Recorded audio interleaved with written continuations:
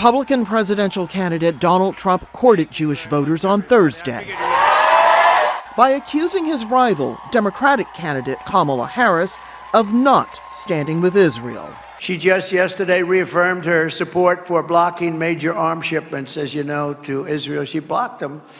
If these are positions Kamala Harris takes before the election, just wait to see what she would do after the election. You won't have a country left. Trump's record on Israel is attractive to some Jewish voters. He moved the U.S. Embassy from Tel Aviv to Jerusalem. He launched the Abraham Accords, which helped normalize relations between Israel and some of its Arab neighbors. Perhaps most important, Trump and Prime Minister Benjamin Netanyahu became allies. But Trump says he will end the war in Gaza. He just didn't specify how. Instead, asking the audience why Jewish voters don't like him. I'm at 40%. That means you got 60% voting for somebody that hates Israel.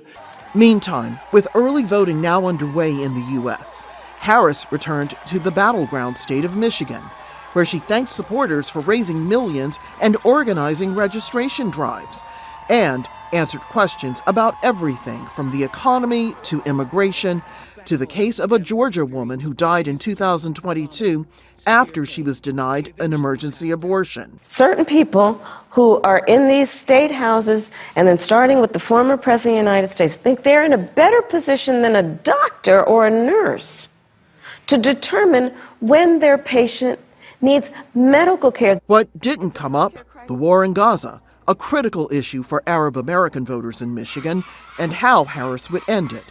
They would have to make do with her comments made during the Democratic convention. President Biden and I are working to end this war such that Israel is secure, the hostages are released, the suffering in Gaza ends, and the Palestinian people can realize their right to dignity, security, freedom, and self-determination. Harris and Trump had the chance to feel the love from their voters, but the part of the campaign they can't control is now underway. The first of millions of votes are now being cast, waiting to be counted on Election Day. Rosiland Jordan, Al Jazeera. Make sure to subscribe to our channel to get the latest news from Al Jazeera.